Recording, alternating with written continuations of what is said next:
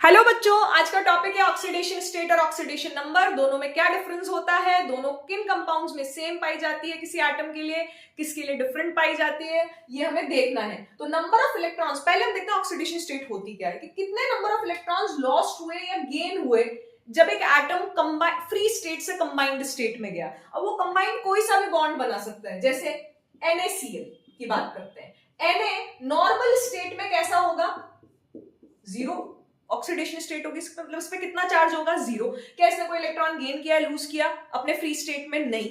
लेकिन Na plus और Cl minus जब बना, Na ने एक इलेक्ट्रॉन लूज किया, तो इस पे कितना चार्ज आया? इस लूज करने के बाद जितने इलेक्ट्रॉन्स उसने लॉस्ट करे, लॉस्ट करने पे पॉजिटिव चार्ज आएगा और गेन करने पे नेगेटिव चार्ज आएगा।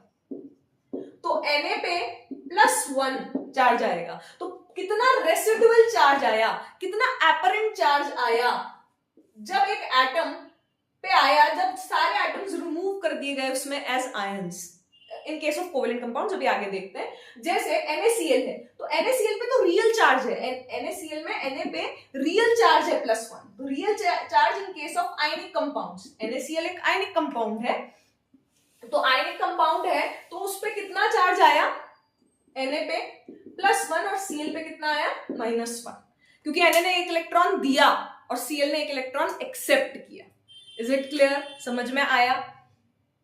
इसी तरीके से अगर हम HCl की बात करें, तो हाइड्रोजन और क्लोरीन, क्योंकि इनमें पोलैरिटी है, इस बॉन्ड में क्या है, पोलैरिटी है, क्योंकि इलेक्ट्रोनेगेटिविटी डिफरेंस है, तो हाइड्रोजन पे पार्शियल पॉजिटिव चार्ज आएगा, क्लोरीन पे पार्शियल नेगेटिव आएगा। उस पार्शियल पॉजिटिव नेगेटिव को हम पूरा कंप्लीटली सेपरेट कर देंगे, that is all other atoms are removed from it as ions. तो H+ और Cl-, यहाँ पे इसकी ऑक्सीडेशन स्टेट +1 है, H2 में 0 होती है ऑक्सीडेशन स्टेट, और यहाँ पे +1 है, यहाँ पे इसकी ऑक्सीडेशन स्टेट क्लोरीन की कितनी है, -1 HCl में। तो इमेजिनरी चार्ज है +1, कोई रियल चार्ज तो है नहीं, पार्शियल पॉजिटिव चार्ज है, बट जो इमेजिनरी चार्ज डेवलप हुआ वो कोवेलेंट कंपाउंड्स के केस में होगा, और रियल चार्ज जो डेवलप होगा वो in case of ionic compounds के केस में होगा। तो रियल और imaginary charge develop when atoms are in combined state, combined in the form of ionic और in the form of covalent. Clear है? अब मेरी बात बहुत ध्यान से सुनिएगा। अगर हम अमोनिया की बात करें, इसमें नाइट्रोजन की ऑक्सीडेशन स्टेट देखें तो इसमें -3 आएगी, क्योंकि हाइड्रोजन की इलेक्ट्रोनेगेटिविटी कम होती है। क्लियर है? तो इसमें इसकी ऑक्सीडेशन स्टेट बोलो या ऑक्सीडेशन नंबर बोलो, -3 है। अगर हम नाइट्रेट में बात करें तो आपको निकालना सिखाया जाएगा वीडियोस में, तो X + 3 -2 -1, नेट चार्ज कितना है इस मॉलिक्यूल पे, -1, तो ये आ जाएगा +5। तो